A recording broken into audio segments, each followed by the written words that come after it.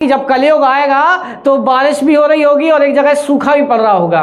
तो क्या कलयुग में हम लोग आ गए हैं? 5 में मुंबई फ्लड जिसमें करीबन 500 लोगों की जान चली गई, जिसके कारण से 2013 में उत्तराखंड में डेथ टोल 6000 लोग, केरला में कितने लोग मर गए थे? अराउंड 500 से ज़्यादा लोग मर गए थे। जब पता है सरकार को कि हर साल बाढ़ आनी है तो इस पर स्टेप्स क्यों नहीं उठाए जा रहे? सब में अराउंड 52 लोगों की मृत्यु हो गई है बाढ़ के कारण। इतनी बारिश हो रही है, इतनी बाढ़ हो रही है, तो why every year India floods but Indians are thrust. Sea level भी बढ़ रहा है और दूसरी जगह जमीन भी नीचे सिंक कर रही है, नीचे धंसती जा रही है साहब। 2 हफ्ते के अंदर ही वो 2 महीने की बारिश लगातार गिरती जाती है और फ्लड आ जाती है। और ऐसी फ्लड को हम क्या बोलते हैं? फ्लैश फ्लड बोलते हैं। नदियों के नीचे 3 मंजिल का मकान बना दिया है। अब तुम नदियों में रहोगे तो तुम्हारे घर पानी तो भरेगा ना साहब। देखिए, एक बहुत ही अच्छी इनोवेटिव मशीन बनाई है। अब आप क्या करेंगे? पानी जो पिएंगे वो हवा से पानी खींचेगा। इन्होंने ऐसी मशीन बनाई है जो वायु से जल बनाता है। इसलिए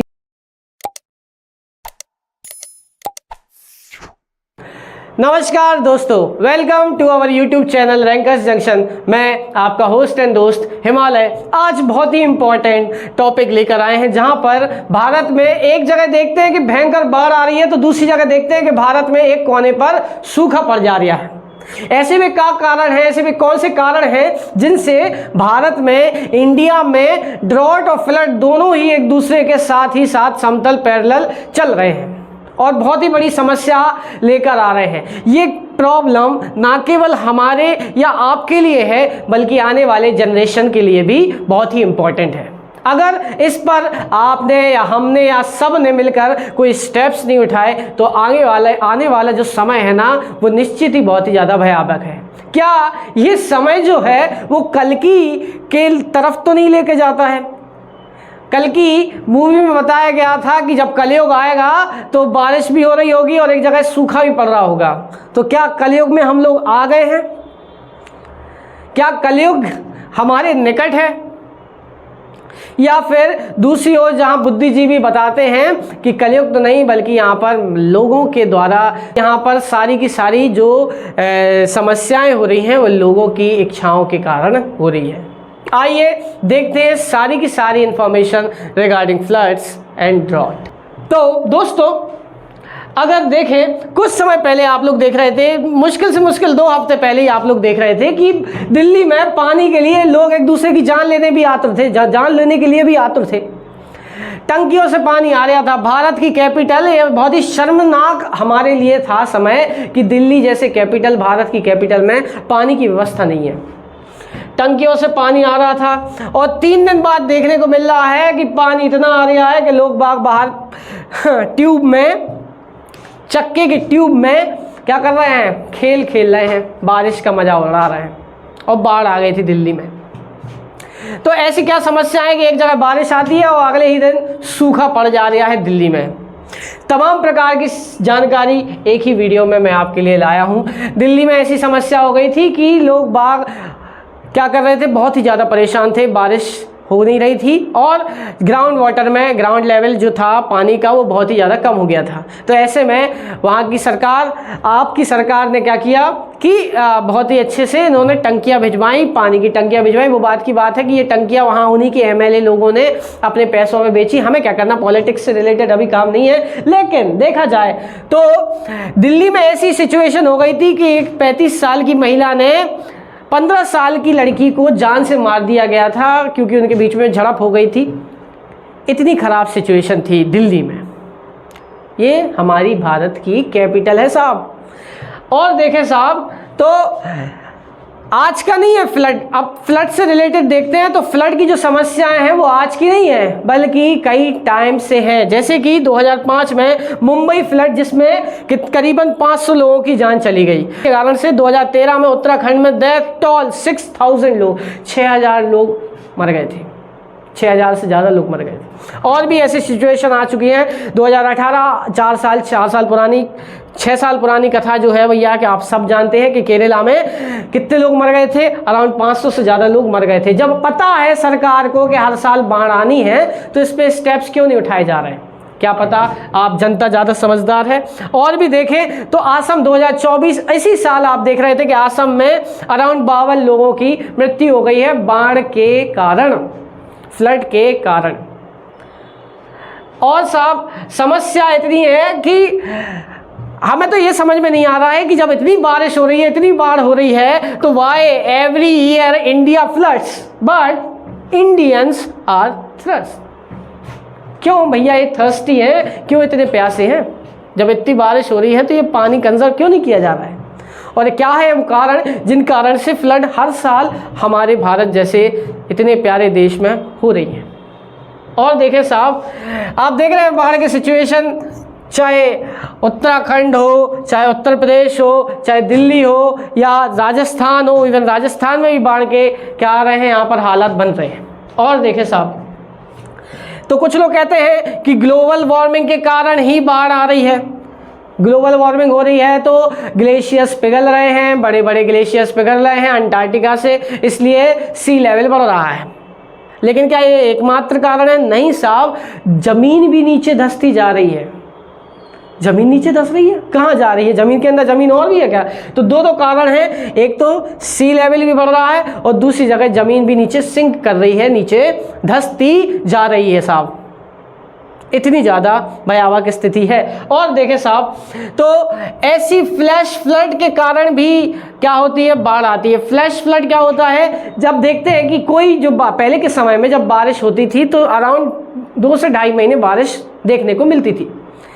तो 2 से 2.5 महीने की जो बारिश होनी थी वो अच्छा खासा अमाउंट में वाटर रखे रहती थी, वाटर होती था उसमें। लेकिन ग्लोबल वार्मिंग के कारण 1-2 हफ्ते के अंदर ही वो 2 महीने की बारिश लगातार गिरती जाती है और फ्लड आ जाती है। और ऐसी फ्लड को हम क्या बोलते हैं?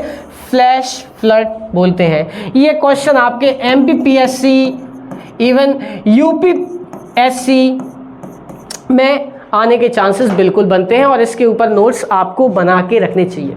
खैर, अभी फिलहाल में इंफॉर्मेशन से related, why does this happen भाई साहब, व्हाई डस इट हैपन कि एक्सट्रीम फ्लड, एक साइड एक्सट्रीम फ्लड आती है तो दूसरी जगह एक्सट्रीम ड्रॉट आता है, किसान आत्महत्याएं करते हैं, बारिश ना होने के कारण कई लोग अपनी जान दे देते हैं। क्या है वो सिचुएशंस, देखते हैं साहब। और देखेंगे कि इनके कारण क्या हैं। हम अपने कारण समझते हैं जिन कारणों से फ्लड आती है। वो कारण क्या क्या है? पहला कारण है कि अनप्लान्ड सेटलमेंट। ऑब्वियसली हमारे भारत अभी 140 करोड़ प्लस पॉपुलेशन हो गई है। इतनी ज़्यादा पॉपुलेशन हो गई है तो लोगों को रहने के लिए घर भी चाहिए पड़ेंगे। तो ये लोग घर बना लेते हैं, घर तो बना लेते हैं, लेकिन अनप्लान्ड तरीके से ये लोग क्या करते हैं? सेटलमेंट करते हैं। जिससे होता क्या है? अनप्लान्ड सेटलमेंट के कारण जो आप घर बना रहे हैं वो कहाँ बना लेते हैं? जैसे कि ये देखिए, जैसे ये कोई नदी है, फ्लड प्लेन है। अगर मान लो फ्लड प्लेन होता है तो उसको कंट्रोल कर सकता है, सीक्रेट कर सकता है कौन? पेड़ क्या करते हैं? जमीन को पकड़े रहते हैं, जिस कारण से जो फ्लड होता था, जो बारिश होती थी या बारिश का बहुत हैवी पानी होता था, वो कंसंट्रेटेड रहता था, ग्राउंड लेवल में चला जाता था। लेकिन क्योंकि लोगों को घर बनाने थे तो उन्होंने ये पूरे के पूरे पेड़ों को क्या कर दिया? काट दिया और घर बना दिया। अब जब बारिश आएगी तो पानी तो वो जो पहले आता था वही आ रहा है, लेकिन आपके घरों में तो पानी आएगा क्योंकि आपने वहां घर बनाए हैं जहां पर पानी स्टोर होता था। तो सबसे इंपॉर्टेंट कारण है वो क्या है? अनप्लान्ड लोगों ने घर बना दिए। दूसरी जगह अगर कहीं ज़्यादा दूर नहीं जाए, बहुत ही अच्छी ये सिटी है बेंगलोर। आप देखिए 1973 के टाइम पे आप ग्रीनरी देख रहे हैं, कितने पेड़ पौधे हैं, लेकिन अब वाटर रिजर्व भी नहीं बचे हैं और इवन यहाँ पे ग्रीनरी भी कम है। जहाँ पर वाटर रिजर्व बहुत ज़्यादा देखने को मिलते थे, लेकिन अब वाटर रिजर्व ही नहीं है। बिकॉज ऑफ दैट, किसके कारण? Unplanned settlement. दूसरी जगह देखा जाए तो वेजिटेशन अगर आप देखें तो कितनी बढ़िया हरियाली भरी हुई है। ये लाल कलर में आपको जो दिख रहा है ना, वो क्या है? यहाँ पर ह्यूमन सेटलमेंट है। लेकिन क्योंकि ग्लोबलाइजेशन बढ़ा तो अब देखने को मिल रहा है कि 2020 में पूरा का पूरा लाल कलर का बन गया है बेंगलोर। और यहाँ पे हरियाली देख तो रही है, 2-4 पेड़ लगे तो हैं भाई साहब, इनको क्या करेंगे। और एक और अच्छी चीज़ बताएं हम आपको। अच्छा यहाँ पे देखिए वेजिटेशन, और अब 2020 में पेड़ों से कभी वेजिटेशन था, अब कंक्रीट से पूरा का पूरा फुल ऑफ जंगल बन गया है। क्या देश, बहुत ज़्यादा ग्लोबल वार्मिंग हो रही है, पसीना भी आ रहा है। लेकिन इंपॉर्टेंट जो चीज़ है, अच्छा दूसरा जो रीज़न है वो है लैंड सिंकिंग, मतलब ज़मीन धंस रही है। ज़मीन धंस क्यों रही है? अगर आप 3 मंजिल मकान बनाएंगे तो उसका वेट कहाँ जाएगा? ज़मीन पे तो जाएगा, तो ज़मीन नीचे धंसेगी। एक और इम्पॉर्टेंट फैक्ट है कि ये फैक्ट हम नहीं बता रहे हैं, ये फैक्ट कौन बता रहा है? इसरो बता रहा है। इवन IIT कानपुर की स्टडी के मुताबिक ऐसे 3 शहर भी हैं। कौन कौन से? गुड़गांव, फरीदाबाद, द्वारका। यहाँ पर क्या हो रहा है सर? लैंड जो है, जो ज़मीन जो है वो नीचे क्या हो रही है? धंस रही है। देखो इसमें लिखा हुआ है कि when ISRO and IIT Kanpur conducted research on this phenomena they observed that area like Dwarka, Gurugram and Faridabad are sinking into the ground by 3 to 5 centimetre every year. हर साल 3 से 5 सेंटीमीटर क्या हो रहा है? ये नीचे धंसते जा रहे हैं। अब इसका कारण क्या है? कारण ये है कि आप जब घर बनाते हैं तो ट्यूबवेल तो खुदवाते हैं, बोर तो खुदवाते हैं। तो बोर जब आप बनाएंगे तो पानी आएगा। अब जब पानी पूरा का पूरा खींच लेंगे, डिमांड बढ़ रही है, ऑब्वियसली पॉपुलेशन ज़्यादा है तो डिमांड तो बढ़ेगी वाटर की भी। तो इस कारण से यहाँ का जो वाटर है वो क्या हो जा रहा है? कम हो जा रहा है। और पानी कम होने की वजह से जो मिट्टी होती है वो मिट्टी के बीच में गैप्स आ जाते हैं। जिस गैप के आज जैसे कि यहाँ पर ये क्या है? अपना अपर टॉप मोस्ट लेयर है, ठीक है, टॉप मोस्ट लेयर है। और यहाँ पर क्या है? इसके जस्ट नीचे क्या है? हमारी क्रस्ट है। तो ये पानी पूरा का पूरा आप खींच लेंगे तो पानी ख़त्म हो जाएगा। पानी ख़त्म हो जाएगा तो जो मिट्टी होगी, मिट्टी के बीच में क्या आ जाएगा? मिट्टी के बीच में आ जाएगा अपना छोटे छोटे होल्स हो जाएंगे, पोर्स हो जाएंगे। अब इतना बड़ा घर बनाएंगे, ये तो छोटा घर है, तो वो घर क्या है? उसका वेट कहाँ लगेगा? नीचे लगेगा ना, mg। अब इससे होगा क्या? नीचे धंस जाएगी ज़मीन, जमीन नीचे धंसेगी। इसलिए अब जब नीचे ज़मीन धंसेगी तो पानी जब आएगा, जब बाढ़ आएगा तो आपके घरों में तो घुसेगा ना। दूसरी जगह देखें, तीसरा जो रीज़न है इम्पॉर्टेंट जो है वो है चोकिंग ऑफ वाटर रिजर्व। जब आप दिल्ली जाते हैं तो आपने देखा होगा कि लोग बाग आसपास के एरिया में, गुड़गांव में या आप देखें 9 Gurugram ponds filled with sewage. आप गंदगी फेंक देंगे, सीवेज जितना भी कचरा है वो पूरा का पूरा नालियों की बजाय आप नदियों को नाली बना दी है। इससे समस्या ये हो रही है साहब कि ग्राउंड वाटर तक कंटेमिनेट हो गया है। क्या हो गया है? ग्राउंड वाटर कंटेमिनेट हो गया है, इतना ज़्यादा कचरा डाल दिए। अब ground water is the ultimate source right now, और आप उसको भी ख़त्म करते जा रहे हैं। Ponds in UP dry land. अब यूपी में भी क्या हो गए हैं? क्योंकि आप अनइवनली क्या कर रहे हैं? कचरा फेंकते जा रहे हैं, तो वहाँ पर भी जितने भी पॉन्ड्स हैं वो क्या हो गए हैं? सूख गए हैं। इवन ऐसे घूरे बन गए हैं, ये तो नहीं, ये घूरे बन गए, समझ रहे हैं। और देखें भाई, इंक्रोचमेंट जो है इस हद तक है यहाँ पर कि लोगों ने नदियों के नीचे 3 मंजिल का मकान बना दिया है। अब तुम नदियों में रहोगे तो तुम्हारे घर पानी तो भरेगा ना साहब। देखिए आप 3 मंजिल का मकान बना हुआ है, कहाँ पर? नदी में। Rampant encroachment and filling up of water bodies across Bihar and styling. ये कहाँ का केस है? बिहार का सीन है भैया। बहुत बढ़िया सिस्टम चल रहा है। और the flood peaks in the cities can be 1.8 to 8 times higher than the rural area. मतलब कि जो गाँव विलेज जितने भी एरिया हैं, ग्रामीण एरिया हैं, वहाँ पर जो बाढ़ की स्थिति है वहाँ कम है, लेकिन जो अर्बन एरिया है वहाँ पर ज़्यादा है, बल्कि 8 गुना है। कारण है इतने बड़े बड़े मकान बनाएंगे तो ज़मीन नीचे धंसेगी, और ज़मीन नीचे धंसेगी तो साहब पानी आएगा, और पानी सिर से ऊपर आ गया है साहब। Personal level solution. अब हमारा इस वीडियो का माध्यम ये नहीं कि हम आपको प्रॉब्लम बताएं, बल्कि उस प्रॉब्लम का निजात भी पाएं, सॉल्यूशन भी पाएं। तो पहला जो सॉल्यूशन है वो ये है कि आप पर्सनल लेवल में सॉल्यूशन निकालें।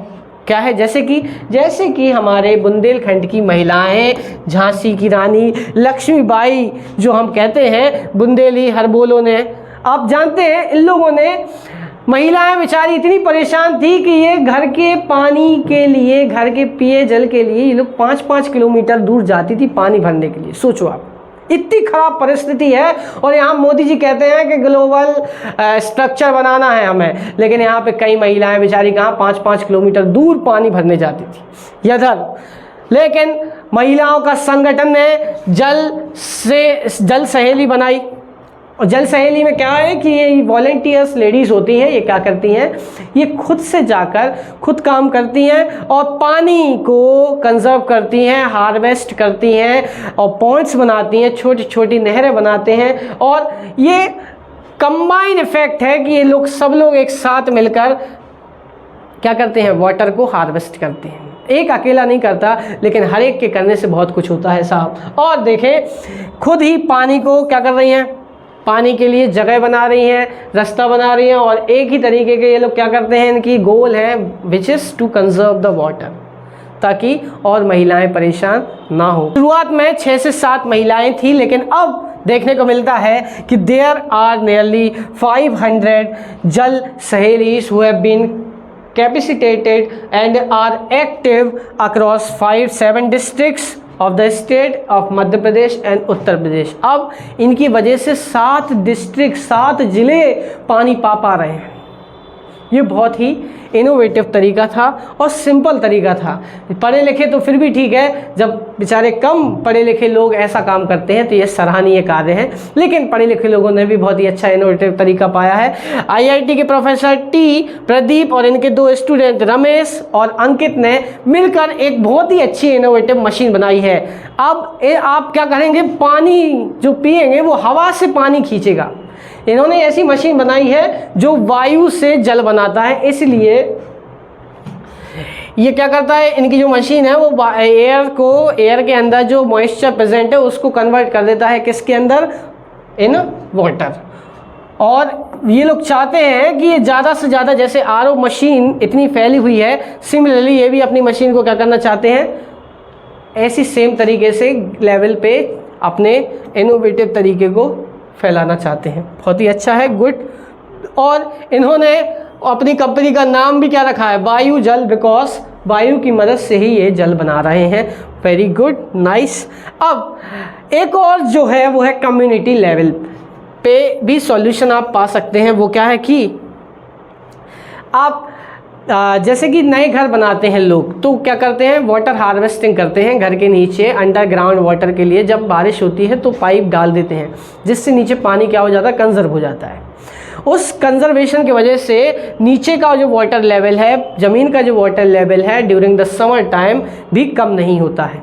इससे होगा क्या, जब आप प्रिवेंट सॉइल इरोजन, अगर नीचे पानी रहेगा तो अच्छी खासी फसल होगी और सॉइल इरोजन जैसी समस्याओं को हमें देखना नहीं पड़ेगा। और हम ये भी तरीका देख सकते हैं कि जो ओवरब्रिज होते हैं उनके नीचे जो खाली स्पेस है वहाँ पर भी हम क्या कर सकते हैं, ऐसे सिस्टमेटिक प्लान बना सकते हैं जिससे पानी क्या हो सके, कंजर्व हो सके। है सिंपल लेकिन इम्पॉर्टेंट है। और देखें भाई, तो हम लोग क्या कर सकते हैं कि जो हाईवेज के जो बीच में एरिया है जहाँ पर हम पेड़ पौधे लगाते हैं, वहाँ पर हम वाटर हार्वेस्टिंग जैसी चीज़ों को भी ला सकते हैं, जिससे पानी क्या हो, नीचे जाए। या हम पेड़ पौधे ऐसे लगाएं जो पानी को ज़्यादा से ज़्यादा सोके और ग्राउंड वाटर लेवल को इंक्रीज करें। अच्छा, स्पॉन्जिसिटी एक बहुत ही इंपॉर्टेंट टॉपिक है। चाइना बहुत ही इंपॉर्टेंट रोल प्ले कर रहा है फॉर दी स्पॉन्जिसिटी। लाइक इन्होंने क्या किया कि चाइना में ये लोगों ने, मान लो पेड़ पौधे वाला एरिया है तो वहाँ से पेड़ पौधे काटे नहीं, बल्कि अपना सेटलमेंट इस हिसाब से किया कि ना पेड़ पौधे डिस्टर्ब हुए ना ही लोगों को दिक्कत आई। क्या किया इन लोगों ने कि ऐसे हार्वेस्टिंग प्रोग्राम सेट किए, हार्वेस्टिंग इंडस्ट्रीज सेट की, जिससे पानी भी सेटल हो गया और लोग बाग आसानी से यहाँ पर रह भी पा रहे हैं। देखते हैं कि उड़ीसा में, जहाँ पे 2 स्लेटों में जो उड़ीसा है वो ब्रेकडाउन है, वहाँ पर देखते हैं कि जो इसका नीचे वाला ब्लू वाला पार्ट है वो कैसा है, नीचे की तरफ है, मतलब कि इसका स्लोप डाउनवर्ड्स है। ऑन द अदर हैंड ये जो एरिया है जो येलो पार्ट में दिख रहा है वो कैसा है, वेस्टर्न उड़ीसा है, वो कैसा है, उठा हुआ है। एक वेस्टर्न है और एक ईस्टर्न है। तो जाहिर सी बात है ये वाले एरिया में तो पानी रहेगा, लेकिन ये कैसा एरिया रहेगा, सूखा रहेगा बिकॉज ऑफ दैट स्लोप। तो ऐसी जगहों पर भी आप क्या कर सकते हैं, आप डैम बना सकते हैं। और ये बहुत ही अच्छा किया कि इन्होंने संबलपुर में एक डैम बनाया, जिससे जो ड्रॉट एरिया है, जहाँ पर सूखा एरिया या वेस्टर्न उड़ीसा है, वहाँ पर कई लोगों को वाटर पाइपलाइंस के थ्रू पानी मिल रहा है। It's a very good way, but इतना ज़्यादा भी प्रोडक्टिव नहीं है when you compare with the water harvesting phenomena, जो कि बहुत ही अच्छा है। Permeable concrete system. Permeable concrete system क्या होता है, ये भी बहुत इनोवेटिव तरीका है। जैसे कि आप लोग देखते हैं जैसे कि आप लोग देखते हैं कि गाड़ियाँ जो पार्क करते हैं, वहाँ पर आप क्या कर सकते हैं, परमिएबल सिस्टम बना सकते हैं कि पानी इनके नीचे जाकर नीचे सेटल डाउन हो जाए। पार्किंग, रोड्स, पब्लिक फुटपाथ पर आप क्या बना सकते हैं, ऐसा सिस्टम बना सकते हैं कि पानी नीचे पर्कुलेट हो जाए। और अगर पर्कुलेट नीचे होगा तो इससे होगा क्या सर, रेन वाटर हार्वेस्टिंग जैसा सेम फिनोमेना करेगा, और वाटर का जो ग्राउंड लेवल का जो वाटर लेवल है, ग्राउंड का जो वाटर लेवल है वो इंक्रीज हो जाएगा। आप एक ऐसा पाइप भी डाल सकते हैं जो इरिगेशन के लिए काम भी आ सकता है। एक पाइप लगा दें जिससे क्या हो, पानी आप निकाल लें और इरिगेशन के काम आ जाए। आपके ऊपर डिपेंड करता है कि आप कैसी सिचुएशन चाहते हैं, आने वाली पीढ़ियों को समस्या देना चाहते हैं या भलाई करना चाहते हैं। आप ऐसे पॉइंट्स को इतने विशाल रूप में ही बना सकते हैं और इसका उल्टा भी कर सकते हैं, दूसरा बना सकते हैं। आशा है आपको ये वीडियो इन्फॉर्मेटिव लगी होगी। कृपया अपने दोस्तों परिवारजनों के साथ ये ज़्यादा से ज़्यादा शेयर करें। धन्यवाद।